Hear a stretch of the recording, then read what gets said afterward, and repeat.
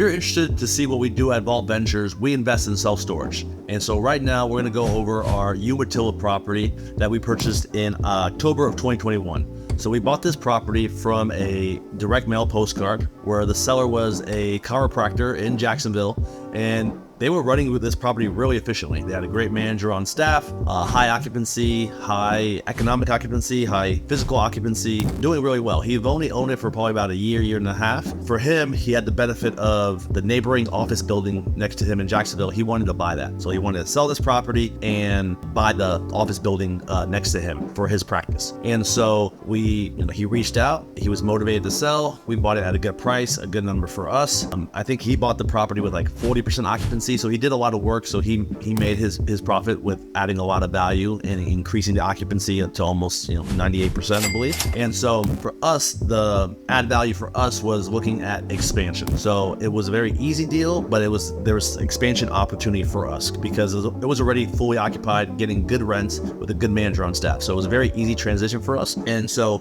we purchased this property, like I said, in October 2021, and with a gross income of $15,454. Again, pretty much great occupancy. We purchased the property for $1.5 million.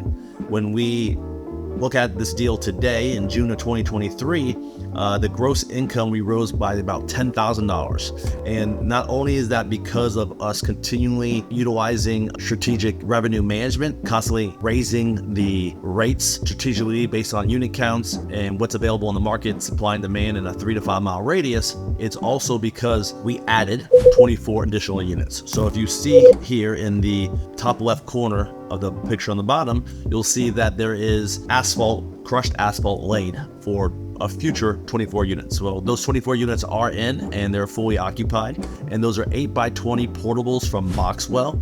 And so we added those units because we had a demand for more in the area, and we got them filled up. I think it took a couple months to get them filled up, but now we are able to sit at $25,000 gross income per month. And so that income increase forces the value of the property. So now we pretty much doubled the value of the property. So based on a 6.25 cap rate, that is about a $3 million valuation. Like many of our deals, we have a passive investor in this deal with us, and they're getting a preferred payment. So we bought the property with income. It's a cash flowing asset when we bought it. And so right away, the next month, next quarter, she was getting immediately her pref payments on this deal. And she also owned 40% equity in this property. And so when we go to sell the property in the future, she would get 40% split of the profits after closing costs and commissions and whatnot. This deal is also has some potential to refinance. So if interest rates got better in the future and we decided that maybe it's good to hold this property because there's still room for expansion and we can still do that at any point between now and a future resale or future sale, there is the opportunity to refinance if interest rates get better. So if that happens, we can refinance. In those typical situations, what we do is we pay off the investor their initial investment. I believe on this one it was about $600,000, and we pay that initial investment off, and then they still retain ownership in this deal. So she'll still keep ownership in this property and still get cash flow from this property without having any money in this deal. So that's the great benefit of working with us at Vault Ventures, is having that option for us to hold properties long-term where you get all your initial investments back plus that pref payment and still retain ownership for many years to come.